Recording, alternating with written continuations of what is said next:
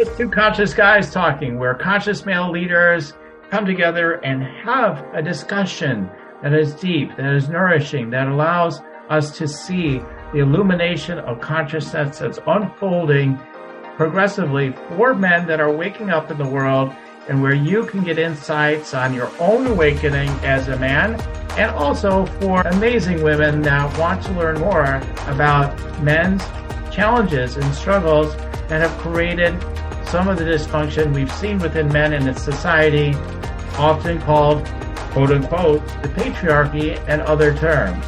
What created it? What is the genesis of it all? What can we do about it today to empower men to be all that they're meant to be and to support the awakening of consciousness for men and women and all?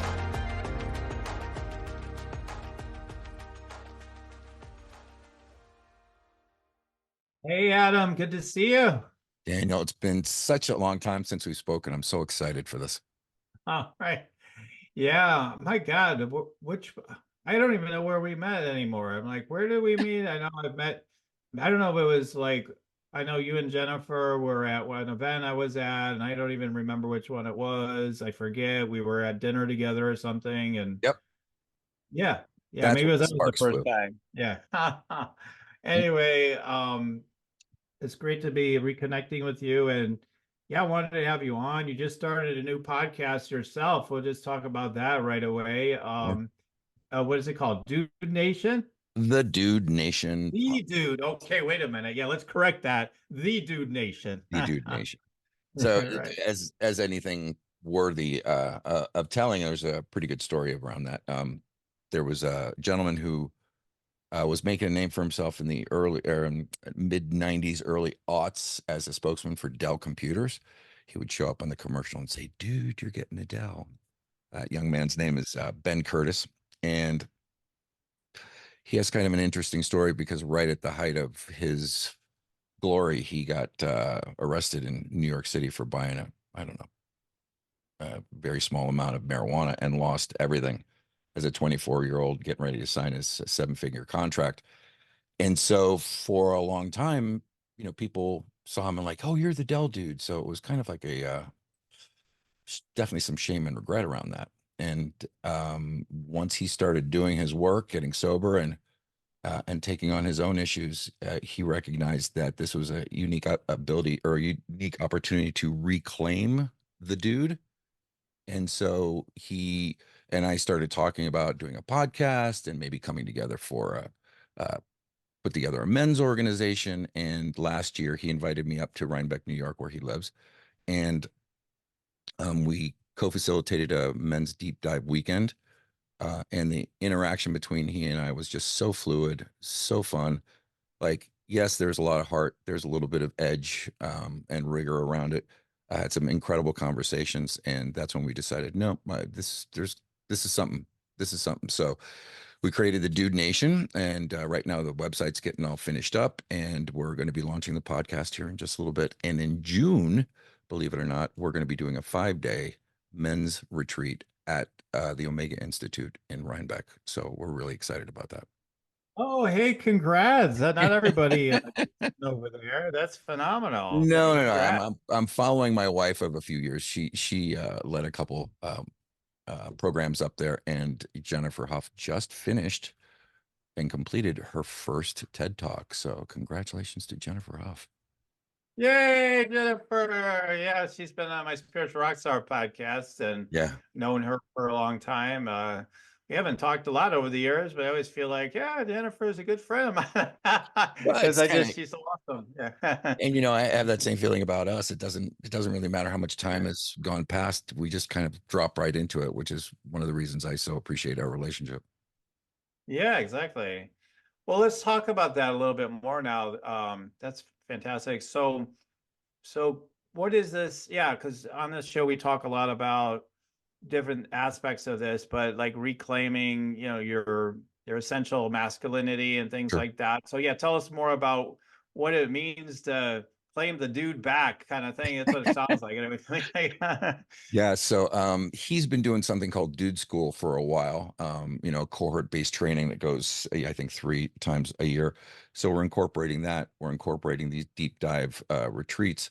And at the beginning of February, we launched and successfully completed a 2-day um, virtual teleseminar for men with about 9 speakers. There was Michael Unbroken, Satyan Raja, Becky Shi. I mean, it was an incredible lineup. Uh, and it was, ostensibly it's about reclaiming your version of healthy masculinity. And we realized that that might look a little bit different to each person. However, it's kind of a rebuke around a lot of the, you know, masculinity's been a topic of conversation for the last couple of years, especially with Me Too and stuff like that. And not a lot of it has been positive.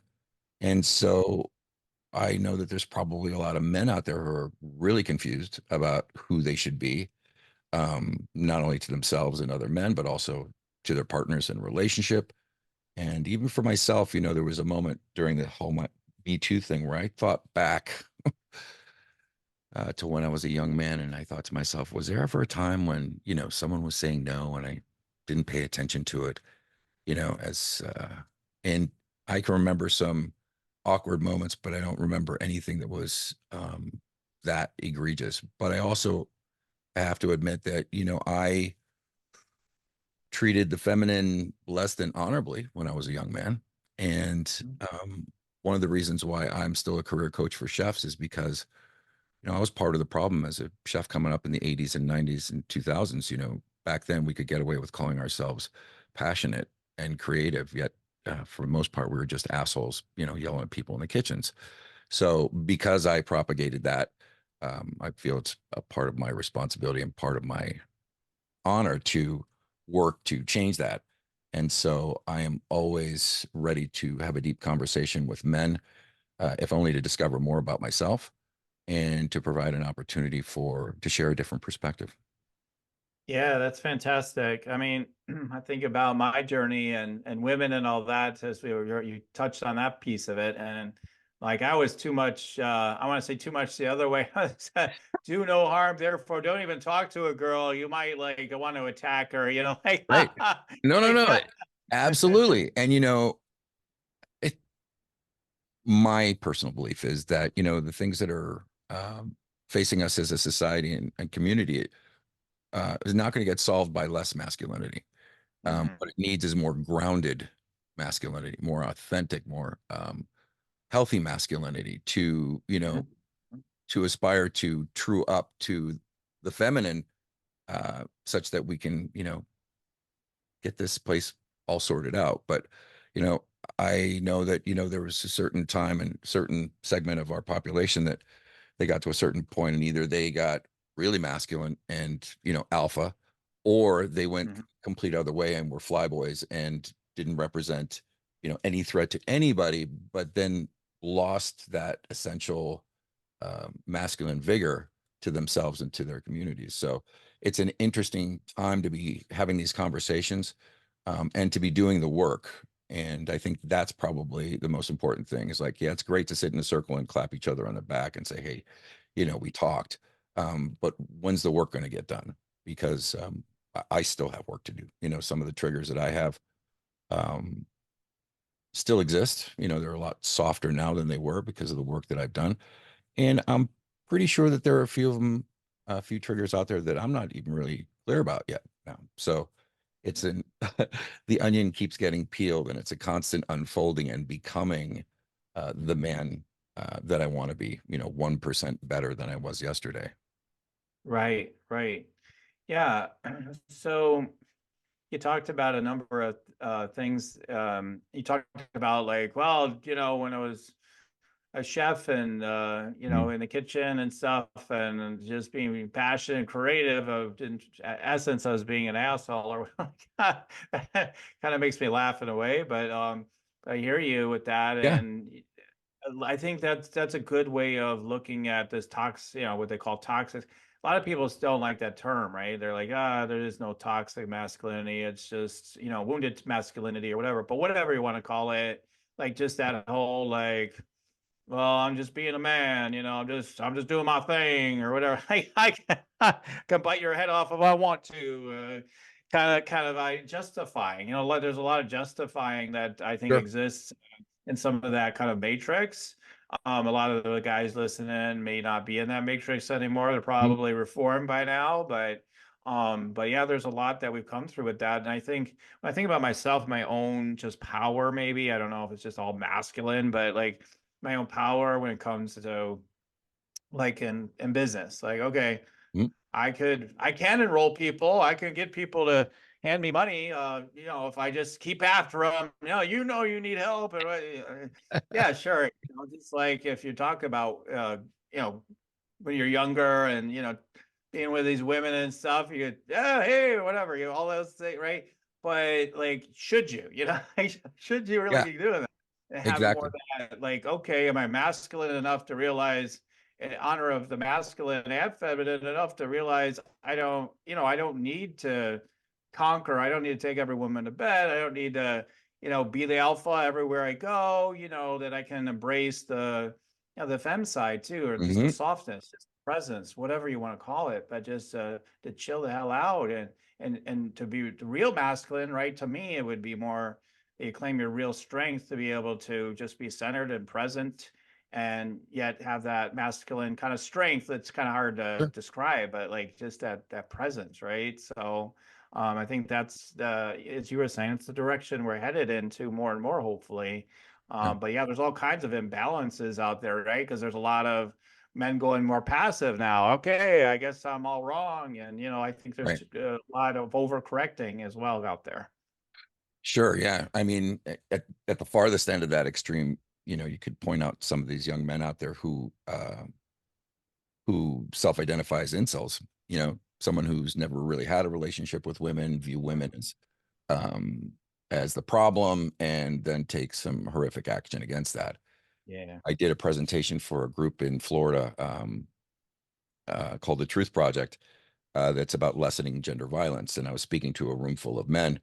And the title of my presentation was the healing power of your masculine heart. And I was gently making the point that, the only men who'll ever, um, engage in gender violence are usually those whose power has been taken away.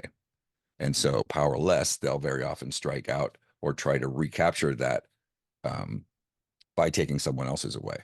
And it's our responsibility as brothers and as a community of men to be able to support one another in such a way that that becomes less and less of a factor. Because in deep work with other men, speaking for myself, and I think that this might be true for others, is that my heart was only going to ever get healed in the presence of other men. Like Mm-hmm. what my heart was yearning for, the feminine couldn't give it to me because I had grown up, viewing other men as threats and as not only a threat to my sexuality, but to my presence, to my self-confidence and stuff. And when I was able to open my heart to another man and listen to them with ears that hear and have them hear me and reflect back what they heard, man, there was some good juice there. I mean, I don't know if it's daddy issues or shit like that, but I do know that there is magic in the presence of men who are about each other's hearts in such a way that once your heart is that open and you pivot out, then everybody in your life is the recipient of that. Jennifer used to love when I would host men's circles in the basement because she could just feel the energy coming up through the floor and affecting the entire house. And she'd just sit up there and with a big smile on her face because it just felt so good. All the good masculine energy, yeah. Yeah. Yeah. Yeah. Yeah. And so the reason I do men, I laughingly say that the reason I do men's work is for the women in my life. And that's true to a certain extent, but I also do it for myself um, because my heart needed to be healed because I was sick and tired of like just slowly dying. Mm. I recognized that where I was headed was not a great place and no one else was going to do the work except for me. And now, granted, I didn't know where to start. I was back in 2011. And since that time, I've like linked up with people from other organizations like the Mankind Project and Journeyman here at Asheville, and all these really incredible organizations and coaches and mentors and trainers out there who are dedicated to serving the masculine. And to your point, Daniel, I say the greatest strength is when you can be vulnerable, right? And not have to flex. And I think that there's a lovely balance to be gained there, because my version of authentic masculinity also honors that portion of me that's feminine. Right. So Satya and Raja, good friend and Right. coach, says, I heard him say in a training, this was around workplace communication and motivation. But he said, the masculine and the feminine are not polar opposites. They're on a spectrum. Right. And so where you naturally fall somewhere on that spectrum. And if you're more masculine, then you should be challenged with loving, or the way you get somebody motivated, the masculine, is by giving them loving challenge. And if it's more feminine, then it's loving praise. Because in fact, regardless of what the HR department wants to tell us, yes, everybody should have equal access to opportunity, but the masculine and feminine are not the same. We process information differently. We communicate it differently. And to acknowledge that and still be honorable and mutually honoring and respectful of the differences, we can find some space where we're the same and kind of join around that. So I completely embrace the fact that I'm 60% masculine and 40% feminine. And it's in those moments when I'm not saying denying it, but probably relying too much on my masculine and not enough on my feminine, I lose access to my intuition. I lose my access to, my infinite wisdom and the part of me that exists in other planes. And so I kind of like being warm and squishy. And I also kind of like being, warm and funny and goofy.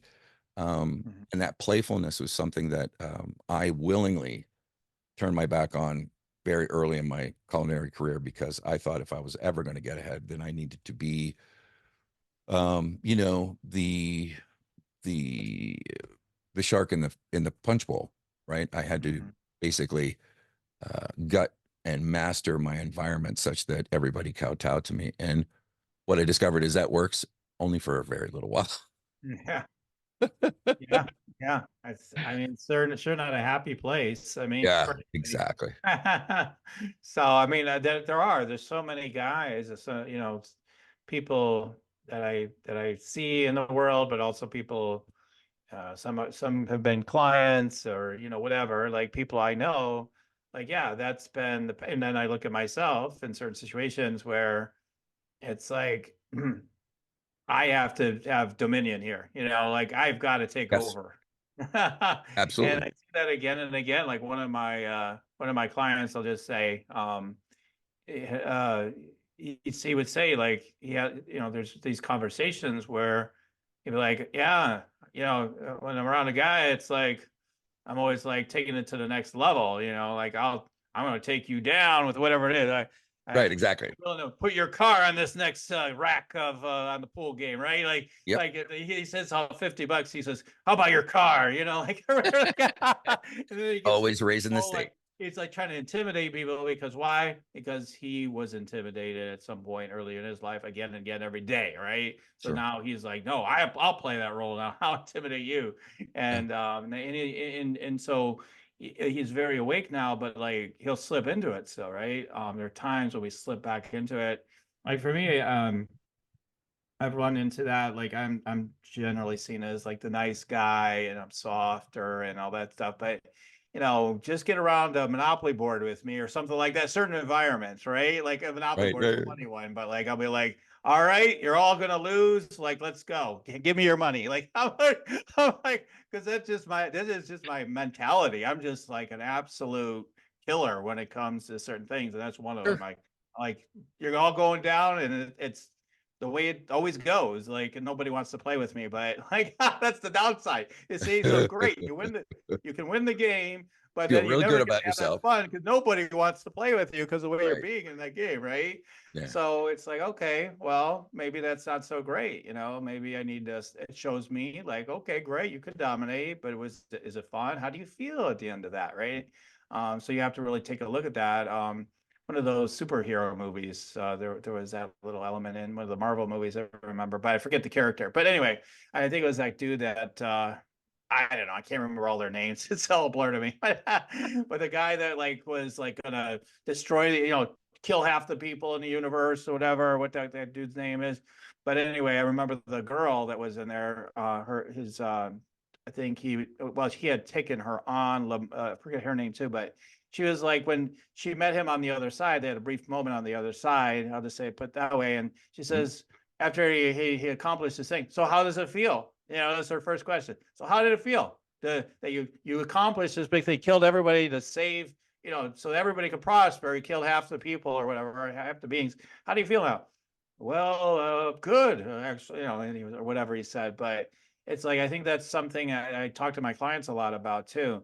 Okay, what choices are you going to make here? Are you going to feel good at the end of it? And I think a lot of times with being passive and being aggressive, or whatever, like a lot of times we're not thinking about that. We're thinking about what makes me feel safe right now, what makes me feel okay right now. Sure. We're not thinking about like how I'm going to feel later. I'm going to feel fulfilled, I'm going to feel satisfied, I'm going to feel like yeah, I feel good now, I feel good about this. So we have to always keep that in account, I think.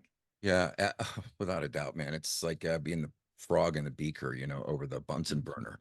Mm-hmm. They say if you've got hot water in a beaker and a Bunsen burner, you throw a frog in there, he jumps right back out. But if you put him in there when the water's cold, and then you start turning up the heat a little bit, after a while he doesn't recognize that the water's getting hotter and will boil to death. And I think it's one must be incredibly rigorous to create an interior emotional environment such that they're not affected by their outside environment, and especially in a crazy time like this, because it just seems like there's so much. Now, I get that there's probably somebody in every particular generation for the last 200 years that's said the same thing, like every generation, oh my God, I can't believe it's this bad or whatever. But it really feels, to me at least, like um, there's this incredible tipping point that is available for us as a species, and as I said, as a community of men, where things can go you know ass over tea kettle and sideways, or sometimes we have to be shown just how bad things are in such a way that we have no other option except to step in. Because for me, I recognize that a lot of my negative self-talk and the stories that I held to be true were really a great excuse for me to not take action, right? Mm-hmm. Too fat, too old, blah blah, like whatever it was. Mm-hmm. It just had me convinced to just sit on the couch. And so I've developed this kind of view of myself as and never the master, always the apprentice. I get up and I chop wood and I carry water. Mm-hmm. Um, and that has only come through some incredibly humbling experiences. And I had a week about a month and a half ago that had me on my knees. I mean, there were 3 or 4 things all in a given week that just knocked my ass for a loop. And I had to, there took some time to process that. I also one of the things that's been very present for me is grief, sorrow, and mourning. And so I took a minute to actually feel all of that. And the next morning, I got up and passed my wife in the kitchen, and she just kind of said over her shoulder, "Chop wood, carry water." I said, "I'm on my way. I got my axe. Just going back in there."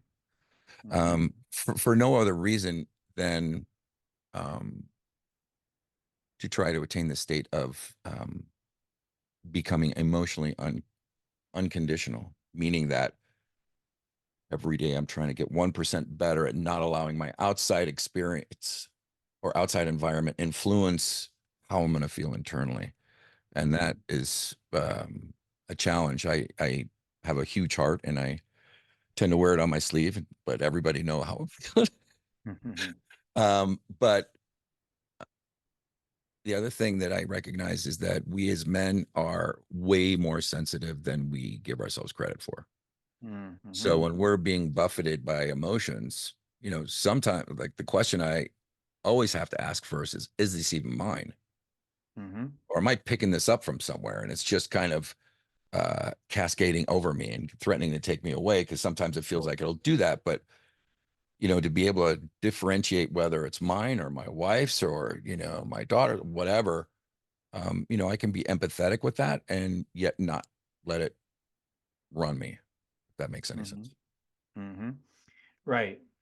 Yeah, I mean it is. It's challenging as things come up. I mean, even the most centered people can become insane temporarily for 100%, you know, based on what's showing up and in the milieu of you know, being in the physical. I mean, I was just listening to someone today on YouTube that I like to listen to, and he's a guy, and he was talking about, like, someone asked him, he's a YouTuber guy, and so are you always in love? Because he's like a spiritual kind of guy. And he's like, no, hell no. Like, Oh, no, hell no, right? He's very honest about it. yeah. And I think that's the thing, is we have to realize, yeah, we're all going to be unhinged at moments. And it's, you know, I really do believe in that philosophy that so many have talked about. Like, it's not that you'll be, you know, trying not to become unhinged all the time, because, you know, you can't control that all the time. You can do certain practices and certain things to stay more mindful, connected, like meditation.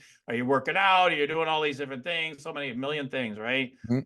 Your cold plunges, if you're into that, or whatever, whatever it is, it's helping you. But, you know, you're going to run into something that's going to trigger you, you know, eventually. Something's Yep. going to trigger you. And then there you are again, right? And you could really judge yourself, you know, when you get into those places, and you have to just realize, okay, this is just something that needs attention right now. It's still stirring inside me, and to take the time to just to really be with that. And okay, all right, this is coming up for me. Like, things came up for me this week, you know, like with a client I work really intensively with, and things came up. I'm like, we talked about it to some degree, but in another degree, I said, listen, let me work with what I'm being triggered. Let me just go work on that, right? Like I just said, told the person, because they're not just a client; they're also like, it's deeper than that. You know, I work kind of for them as well, and so it's a deeper dynamic in that way. So I'm just like, let me work on this. You know, I'm not gonna other. You know, a lot of people, when they get in that place, it's like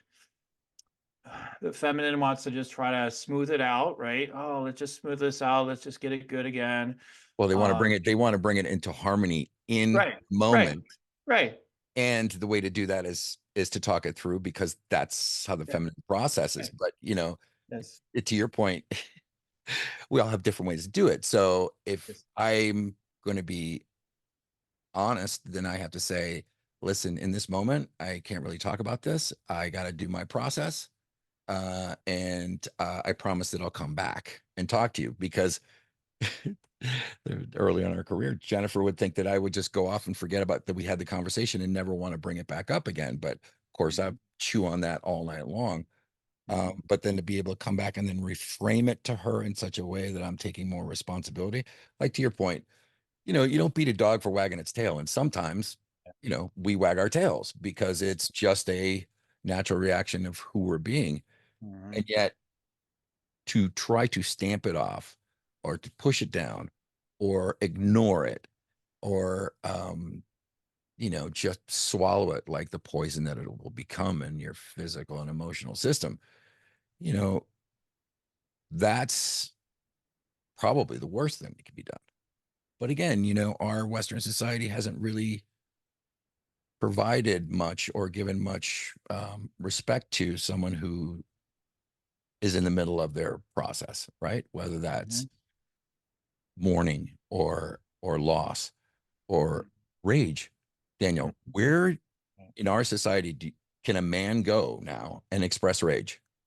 Well, they have those rage rooms where you can bust stuff up.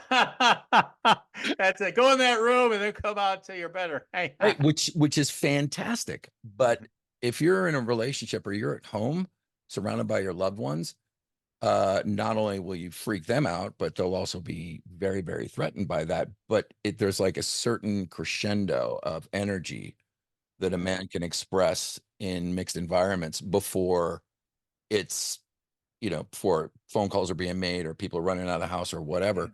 Yeah. And I'm not denying that some men just don't stop there, then they act out against those they love or tend to hate. But I also acknowledge that sometimes it can be incredibly therapeutic to be able to work with that energy in such a way, if nothing else, than to get it physically out. That's why I'm like so fascinated right now with a lot of the somatic work that experiencing in some men's work. And it's caused me to think that, the traditional idea of men's work is, sitting around and having a process and talking about facilitators and stuff. For me, I also recognize that that energy gets caught up in my body and gets stuck there. And the only thing that will really work that out for me is, sometimes somatic exercises, pushing, pulling, like different ways of non-threatening having. We had this, there's a group here in Asheville called the New Moon Brotherhood. Wonderful, wonderful group of young, dynamic men, each of them about their work. And we did a series of somatic exercises before we even sat down in a circle. And one of which was you pair off and you grab each other by the wrist and then you start squatting. And well, the thing is you're squatting down, you start feeling the push and pull of the other person. And the only way that you're going to stay stable is by, coming together in unison so that you can both be supported in that way. And I thought that was really eye-opening. So to me, I think men's work is incomplete without some type of somatic element, some type of physical element, because we are primarily physical beings, and for most of us, we have a great connection to our bodies as who we are. So I think that can be incredibly fruitful. And I realize that doesn't always work for everybody. That's why I think stuff like saunas and cold plunges are so fascinating, because that really is a way of pushing that stuff right through. Yeah, yeah. I mean, for me, my bedrock, and I do want to talk some more about the somatic work. For my bedrock is always meditation. Like the other day, days you have your routines, and I'm more disciplined than most people. But I'm not so militant. I never miss a day. I'm not that militant, but I'm almost that good, but not nearly that good ultimately. But yeah, most every day I do certain practices, certain things. So anyway, start off the day. I didn't start off with meditation because something else had come up I needed to deal with, and it needed to be processed. And so that was going on. And, I just, was with a lot of stress. I hadn't slept well, and I got really emotional about something that was going on and processing it. And it led to a lot of new clarity and empowerment for me. And, I'm sitting there sobbing, my wife's helping me to process, that she's such a rock for me in that way when things come up. And so all those things are on. So, well, that was more important than, oh, no, I'm just going to go off to meditate. I needed to process something, right? So, like getting out of the rigidity of like, be just a soldier, just do the same thing, do the same thing all the time. It's not always going to be that way. But yet I know, like, and then I had so many things that seemed like I needed to get done that day or whatever. And then, but by the end of the day, when I finally got to meditating, which I usually meditate 3 times a day, after just doing the meditation for 10 minutes, I was like, oh my God, like I feel real connected again. Like, like, I mean, not that I didn't feel some level of it during the day, but like I felt so much more at ease. I feel like, oh yeah, what am I worried about? Anything? Like I'm connected again. When you're connected, you're not worried about anything anymore. When you're truly connected, that's when people say, yeah, when I'm out there and out in the boat or whatever, or doing whatever the thing is, I'm not worried about anything anymore, right? Because you're connected with the infinite creator or source or God or whatever, life itself, however people look at it. We're connected. So we're in trust, we're in care, we're no longer concerned, right? So whatever helps you to bring you into that kind of connection is just tremendous. For me, I'd be a madman without meditation, 100%, like 100%. Yeah, I'm a big meditator too. I mean, I love Dr. Joe Dispenza's work. I do a lot of that. I even recorded some of my own stuff because I also recognize one of the issues that I would have is that I would come home from work, especially, in a commercial food service environment. And Jennifer and I would be talking, and about 20 minutes later, she would turn to me. She said, I don't work for you, right? Mhm. And I said, I'm sorry. She said, like, you're still in chef mode. Oh. So what I recognize is that I actually need to do something very consciously as a pattern interrupt before I go from one environment to the other environment. So, Mhm. I do my morning meditation, and that would last, probably till lunchtime or mid-afternoon. And then, some of the old ways start to resurface again, and then I come home. And so in order to stop that, I recorded a quick little meditation. It's just a 15-minute reset before and I'd sit in the driveway in the car and listen to that before I enter. Just give me an opportunity to kind of, both energetically and emotionally separate myself from where I was to where I'm going to be. And the closest analogy that I can think of is multitasking, right? I not a very good multitasker. I do a lot of deep work, but in order to stop that deep work and shift to something else, sometimes takes me a while because there's a lag, or God forbid, I get, forget to silence my phone and I answer a call, and now I'm like completely bamboozled. And from what I understand, at that type of concentration, it takes, once that's broken, it takes about 2 hours to actually get yourself back into that state. So one of the other things I discovered that has really, really helped me is I have finally found an incredibly talented acupuncturist. And uh, even just this week, I was, having a kind of a crisis of confidence. And there are some things that, I thought were going to break a certain way that they didn't. And I started doubting myself. And so I went and talked to her a little bit, and then got on the table. And one thing she told me was, Adam, you're a lot of wood, got a lot of wood in you. And I'm like, what does that mean? Well, it's the Chinese element, it's Mhm. it's around springtime, and it's like you got a lot of soot right now. You spent all winter burning wood, and now there's all this soot in your fireplace. Mhm. And a couple things like hit on me, like, well, geez, no wonder in the wintertime I never feel like doing anything, like Ah. work wise or energetically. It feels Mhm. like I need to cocoon and just kind of rest, and like Mhm. it's all happening underneath. It's like much like bamboo grows horizontally before it goes vertical. And I was talking to her as she was kind of fluttering her hands over my body and hitting me in these energetic spaces. Um, and before I knew it, I was crying like I hadn't cried in a long time, Yeah. because I realized that these nexus points, or these plexuses of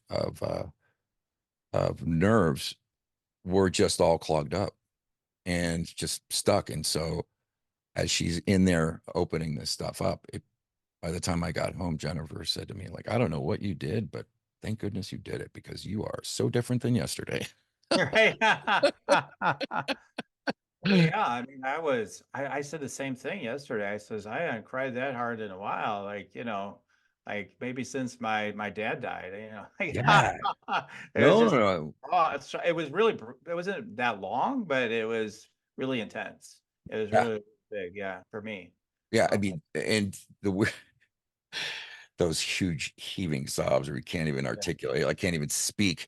And yeah. someone's looking at you like, oh, geez, I don't know what this is. And yet it can feel so cleansing. Yes. And Yes. it somehow in my mind, like, man, that sorrow that's been bottled up there for a long time. Right. Yeah. And that's why I work to be very present to, not to sadness, but to loss. When we were doing the deep dive in Rhinebeck, we had an older gentleman come and sit with us for our evening circle, who was a death doula. And we had this fascinating conversation about the perspective of how we as a culture have basically shunned the entire dying process to the professionals, doctors, hospitals, that kind of stuff. And we've separated ourselves from uh, the physical reality of that. It wasn't that, too many uh, 100 years or so ago where, you know, someone died in your family, they were in a box in your dining room table and everybody came over for a week so that there could be this connection with this inert body and the spirit gone, and have a ritual process of grief and mourning so that that can actually get processed in that space. But now, you know, everything's behind, you know, behind closed doors. You don't even see the body. You know, if anything happens to them, they take the body away. Like there's no real emotional and physical connection with the process of dying. And it's nobody's to blame, but it's just kind of an awareness that it's not for those who remain, it becomes much more difficult, right? Mhm. Those who are gone, they're on their merry way. Mhm. And so he was encouraging us to own our death. And to be frank, I was kind of scared about the conversation before we were going to get in the circle. I mean, I knew he was coming, but I didn't know where the conversation was going to go. Mhm. And there were so many like moments where I just was just my jaw was on the floor. Like, I never thought of it that way. And after we got done with that particular circle and broke up for the evening, I called Jennifer and I said, know now how I want to die. And she's Mhm. like, what are you talking about? And I was kind of crying because I was kind of overwhelmed. And she said, well, what does that mean? I said, I now know how I want to live, you know, Mhm. conscious and awake, which, you know, I related that, you know, in that moment of my transition, I want to be as conscious and awake as possible because I want to greet that moment, not with fear, Mhm. you know, but I want to be, you know, I want to transcend in a as peaceful as possible, but in a way that doesn't have the last energy going through my body and my brain be one of like abject horror or fear, like, oh my God, what the hell? Mhm.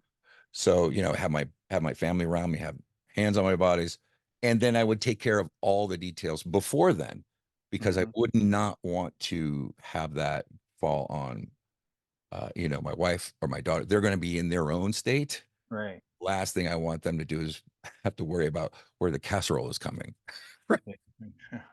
And then I want to wrap me up in a muslin sheet and bury me in the backyard and put a peach tree on top of me or something like Right. that. So not only can my body be regenerative, but be a source of nutrition and solace for those who want to come be near me. Uh, Yeah. and it all just kind of clicked in me. Not like I'm ready to go because I got, you know, another 20, 25 years Mhm. of excellent health. Mhm. And well, I don't know why I'm knocking on wood. It's not it's not up to luck. It's up to, you know, consistent small steps over time, right? Taking care of Mhm. myself. Mhm. But this whole idea just gave me so much piece. I have one more piece to the puzzle, which I'll tell you, but no one else. So Nobody else is listening. Yeah. nobody else is listening. So one of my favorite songs is a Thin Lizzy song called Cowboy Song. Mhm. Thin Lizzy was a Irish rock band. Mhm. Phil Lynott, this tall, lanky, handsome black man, was this bass player and the singer. Anyway, it's a really kick-ass song. It starts off kind of soft, and then there's a double guitar and stuff. And every time it came on, I was always kind of playing air guitar to myself. So I jokingly said to my kids one day, like, yeah, I know. In my funeral, everybody's going to have to play air guitar to Thin Lizzy's song. And the other day, I had a kind of a wild notion. There's a friend of mine, Charlie Louise, who's going to help me create a video where I play each one of the instruments, and she's going to edit it all together. So like I'm air playing every single instrument during that entire song. Mhm. And so that's what they'll show up my like, okay, I'm going to show you how this is done now. So I'll be playing air guitar with them as they're playing a guitar. Oh wow. Wow, that's wild. Isn't I it? mean, wow, I mean that's the creator in you, right? That kind of chef vibe of with the creativity. Like that's come up with something quite a treat here, right? Well, it's, you know, again, it's kind of like the energy of joy, the energy Yeah. of heart-centeredness, the desire to be connected Mm-hmm. emotionally and energetically. And it's like, yeah, you know, I told you about this week I had where I was really humbled, and I had to come to the conclusion that what I do, when I do it, and with whom I do it because it makes me feel good to live my life with an open heart. And if I Mm-hmm. expect anything else in return other than that, then I'm Mm-hmm. set myself up for failure. Like that will be its own reward. And to be frank, has always been my reward. That's the thing that's mattered to me most. And yet there's still a little part of me that, looking for a little recognition, looking for a little pat on the back, and when that doesn't happen, sometimes it can take me, down the road, slug on my ego will try to convince me of, you know, that Right. it'll never amount to anything, which is a bunch of bullshit anyway. But he's Yeah. just telling me a very well practiced story. But the point being that it's like I, yeah, it's this idea of allowing everybody to be responsible for their experience as well as me being responsible for my experience. Mm-hmm. Right.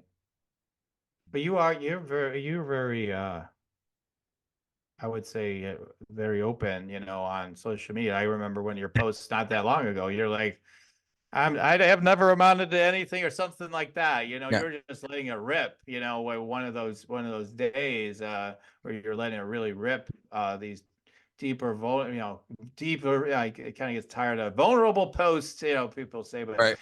but I mean, it truly was like really open, you're very, very open about things, how you felt in that moment. How I felt in And that moment. Yeah.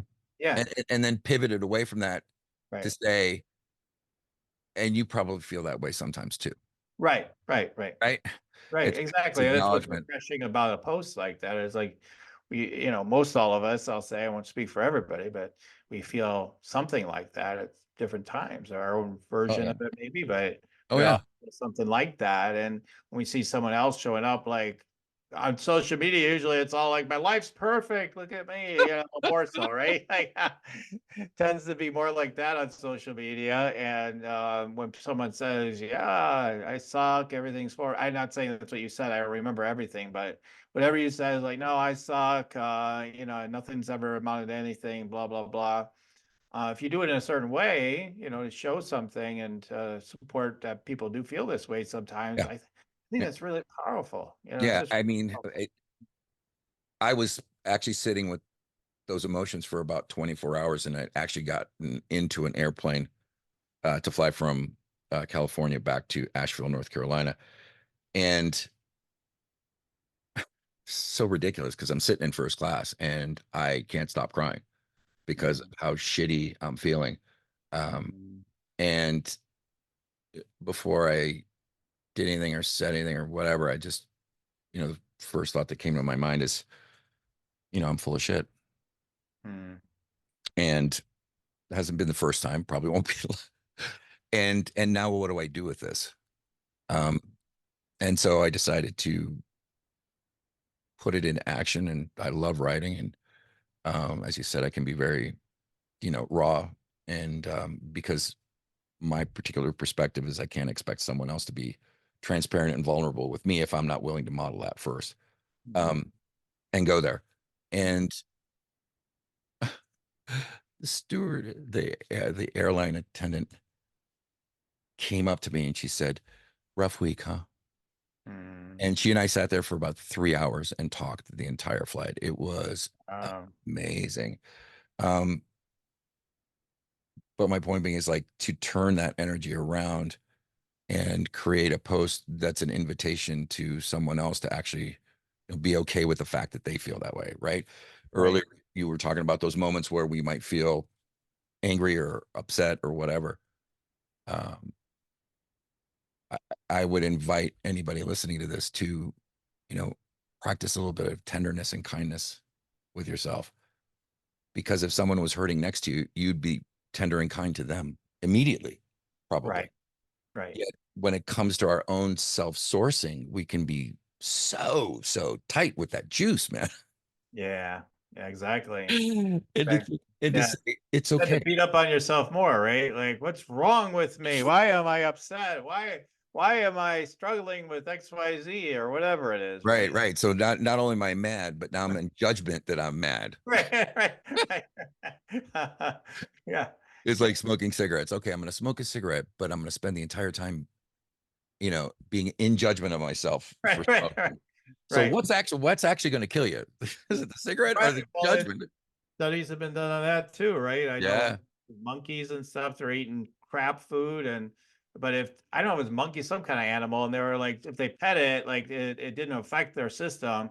But if they were like, if they just ate it on their own and, just took it in, or if they weren't being loved, then it affected their body. So, in an environment of love, I mean, I'm not condoning anything like go eat ho-hos all day long, but I'm just saying like, if you are at a high enough frequency, I really don't think things like that can affect you, but I don't recommend it. Like, I didn't Mhm. recommend you play that game, but I know some people do. Like, there's literally people doing that. Like, I'm trying to show you can transcend it all. Good. I think that's good. I think that's good that some people want to do that. But I may as well just eat what supports you more easily. Sure. But yeah, it's the judgment. You're right. Is what kills us the most. I mean, I don't think it's what we're like Jesus says, channel Jesus and everything like and then the Bible tells us like he said it's more about the words that come out of our mouth, right? Rather than the Mm. food we eat. It's not what you're putting in, it's what you're putting out through your mouth. What's in your thoughts, what's in your beliefs. That's Yeah. I poison mean, more, yeah. yeah, exactly. And so that's why I advocate that, and choosing those words very deliberately, tenderness and kindness with yourself, and hold yourself gently and give yourself the space to, be sad, be mad, as long as you're being responsible with those energy, that energy and emotion, and not, using it as a weapon against somebody else. And I know for myself, sometimes my frustration is such that it comes out. It's like, trying to keep your mouth shut, and it just kind of squirts out sideways. It's like, shit, just going to get on somebody. Oh, sorry about that. Let me get a towel. Yeah. Um, but, the current state of masculine health, mental health, and wellness is not great in our Western society, and it's getting worse. I just saw another report, that there's this epidemic of loneliness now, that's affecting men of middle age. And it used to be, men of a certain age in retirement, but now it's reaching into younger years, because I think by our very nature, especially with the pandemic and stuff, we got used to being siloed around, and Mhm. why go anywhere when you get Uber and Amazon? So, and they're more than willing to facilitate our need to cocoon or self isolate. There's a there was a really special guy I met here in Asheville, when I first got here.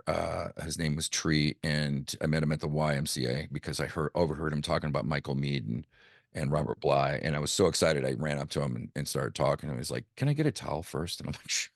Mhm. And he's an older gentleman. It turns out he was a part of the longest running and oldest men's circles here in Asheville.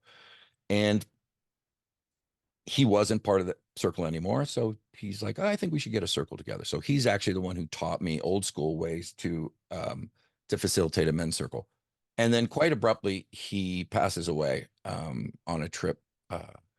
And that was really, really sad. And at his remembrance, Jennifer turned to me and she said, well, I guess he left the circle to you to run. And so I continued with that. Well, fast forward till this year. Again, my wife introduces me to this guy who calls himself a functional kinesiologist. And he's a magician when it comes to like the bones in your head and the way that they've been compressed. And laying on his table, and I start telling him about this guy. He goes, oh yeah, I know Tree. I'm like, what? He's like, yeah, he was part of my men's circle. And I'm like, you gotta be kidding me. He's like, yeah, he committed suicide, right? And I'm like, what? Like, Mhm. I knew he was had some neuropathy that was giving him trouble, and he was living in a camper in his son's space. Um and the weird thing is that he had actually sent me uh, a picture of the hotel room that he was staying in Colombia, and then passed away that night. And then this kinesiologist says, no. He took his own life. I said, that was the thing about Tree. Like, he could be all in and then he would pull himself out. All in and then pull himself out. And Mhm. that landed with me in such a way because I recognized that same pattern with me, Right. like wanting to be all in and then maybe getting scared, or maybe, for a while I was so in love with my pain Yeah. because of my back surgeries and my opioids and all that stuff, that it was the constant in my life. I couldn't think about anything else. So I learned how to make love to it. And when it was gone, there was a part of me that was kind of like yearning back for that. And Mm. so I'm not quite sure what he was thinking or what he was feeling in there, but it just breaks my heart to think that, he was by himself Mhm. when he made that decision, and chose not to call anybody because he had my number. He talked to me earlier that day. And Wow. so I'm very, very cognizant of the fact that everybody's fighting a battle that no one else can see and seldom people appreciate. And so when I have an opportunity to be kind to someone else, I want to jump all over that, because we never, ever, ever know what we say or what we do, how it might positively affect somebody or negatively affect somebody. Right. Yeah. Right. Yeah.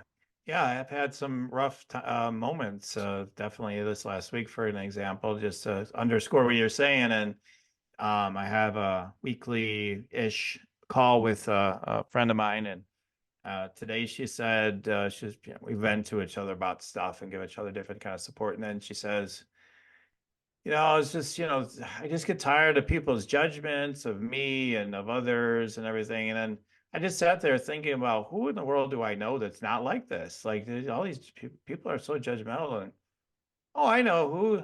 You are the one person I could think of. Like, and then I was like, it was nice just because it's been a rough week, for somebody to say. She said it multiple times to me, because at first I was like, all right, I don't want my ego to get involved. I'm just gonna act like I almost didn't hear that. Like, so I was just like, oh, okay, cool, that's cool. I talked about other things she was saying within it, right? It's just, and she kept repeating it. I'm like, all right, I'm gonna take that in now. Thank you. That's nice. It's nice. I'm glad that you have that experience of me. I'm sure that's not always true of me, but like, I'm glad you have that experience of me. Right. And so it feels good, and to know that, yeah, in other words, she imparted some kindness to me by saying that. And that little bit of kindness goes a long way. Like, let's say I was literally like getting ready to end my life, and she someone says that, you're like, maybe I'm making a difference in people's lives that I don't realize, And then that would keep me, right? Like, oh, you're really helping people, and people appreciate you. And I Yeah. hear it all the time from people, not from necessarily my podcast, but I hear people say, I heard this show and this person said this or that, and I was going to kill myself. And then I decided not to because of what they said. It happens Right. all the time. Yep. And so, guys, yeah, that is so true. We don't know what other people are going through. So if other people are throwing stuff at you and you have no idea what the hell's wrong with them, and we just, they're just under a lot of pressure. There's something pressuring them inside themselves, and just to show a little bit of compassion to yourself and them, and just be like, okay, there's something going on here, and just stay curious, stay with an open heart, and best you can. And that's real strength, is to just be present, just allow ourselves to be with what's showing up, and to show kindness to ourselves and others, even if it's the smallest amount, Right. can go a long way. It doesn't have to be anything dramatic. Yeah. So it's fascinating that you bring that point up, and I know that we're close on time, but I just happened to look at an article in Psychology Today. The title is "Men Make It Tough to Be a Man Today, Not Women." Mhm. And a survey published last month in the UK showed that many believe that men are worse off than women. The implication is that feminism is to blame. The evidence is overwhelmingly shows, however, that gender inequality favors men. If men suffer, their problems are usually due to other men. And it says in here, um, but um, but the people most likely to make it difficult. So white men may never have had it as bad as women. Still, life is not easy for men. but the people most likely to make life difficult for them are not women. They are not feminists. They are other men. Who is most likely to bully men in the workplace? Other men. Who contributes most to workplace toxicity? Men. Who instigates violence towards other men? Men. So we're doing it to each other. Mm-hmm. Yeah, there's Right? truth in what's being said there. I wouldn't say like most things. It's not usually Right. completely 100% true, but there's No, a no, lot no, no. in it. Yeah. But I mean, the respondents to this particular survey, over 4,000 residents, a quarter of the young men aged 16 to 29 reported that they believe it is harder to be a man than a woman in society today. And even more young men, nearly a third of the sample, believe that in 20 years, it will be harder to be a man than a woman. So it's kind of, that kind of thinking and emotional stature can like be a self-fulfilling prophecy, man. If that's what you believe, then I guess that's what's going to happen. Right. Because that's your frame of Yeah. reference. You're actually, we can get into the metaphysical and and the quantum about this, but Yeah. very often, like attracts like, and I one of my favorite things to coach my clients about is and instead of being a victim of your circumstance or arguing for your limitations, to try on as a test, an attitude of gratitude. Mhm. Little journal before you go to sleep, write down 3 things that you were grateful for today. That's Mhm. it. 3 things, could be anything. I woke up. Some days that's a really good thing. And that may sound like low hanging fruit, but what happens is it starts to exercise a muscle that as you become more grateful, you will find more things to be grateful of. Right. Right. Exactly. Right. It's momentum. It's a momentum that kicks in with that, right? Like, oh yeah, now I can. You just tend to be more reflexively grateful. Absolutely. Yeah, it's the Absolutely. 1%, right? Just Hmm. 1% better than Yeah. yesterday, 1% smarter, 1% more empathetic, more like Mhm. patient. It's not a little bit. I mean, I love that Japanese concept of Kaizen, Yes. you'll just a little bit, just one thing today. Okay, today I made my bed. Right. Right. Right. Right. The value of the little things more, right? What we call what the mind says is a little thing, right? So it's like, okay, this was big. I just made my bed, like rather than it Yeah. has to be some huge egoic thing that we have to accomplish in order to matter whatsoever. Well, and it's all a matter of scale. Again, as a chef, it came to end of the month and there was a problem with the inventory, right? The inventory was off and I was missing stuff. It would be a desperate, scramble to try to figure out where the discrepancy was. And Mhm. it was never anything as big as a box of shrimp, you know, Mhm. $3,000. That's not miss. What's now missing is it's all a bunch of little things. It's a little thing over here, a little thing over here. So those little things do matter, and they do add up to a fulcrum point of of either action or inaction. Whether you're going to be, we want to argue for your limitations, cool. But then you can't really bitch at anybody else because that's you, baby. Yeah, yeah, that's right. That's right. Now is I did yeah, we didn't get back into the somatic stuff. I should have grabbed it while we were on that topic. Maybe you can share more about that at another time. But I would love that. Our conversations always get juicy. yeah. So I do know you do have a free gift for everybody. Yeah, So I'd love for you to share about that and where people can reach out to you if they want to sure. come. Yeah. Yeah. So the free gift is actually 3 audio meditations that I created, and it's got some great binaural beats. Me being an audiophile, I want to make sure the sound is perfect. Hmm. But one's a kind of a morning wake up, and the second one is that 15-minute pattern interrupt or break, and then one is an evening appreciation. Again, an opportunity to get connected to the things that were right instead of like ruminating about the things that are wrong, and it just provides a different perspective. And I know sometimes, like when I feel the worst, that's when I need to do the work the most, and it's so goddamn hard to like get myself out of my funk, to put my headphones on to do it. Um, And I guess I just would ask, aren't you sick and tired of being sick and tired? Like, you okay with the pain? Or would you like to try something? Is it ridiculous to think that listening to a guided meditation in a very soft voice with some great music might, give you pause to reflect about how great your life really is? Yeah. 100%. And you can reach me. You can find me on LinkedIn, Adam M. Lamb. Right now, as I said, we're getting the Dude Nation website all built out, of course, to this weekend. But if you go to the Omega Institute website and look at their digital catalog, you'll find us listed as the Dude Deep Dive Men's Retreat on June 2nd to the 7th. And it's like $400, man. It's like crazy cheap for 5 days. It's unbelievable. I'm so excited. Excited for this. Yeah, that's fantastic. That's fantastic. Wow. I'm grateful for everything you've shared today. And I've really appreciated this time together with you today.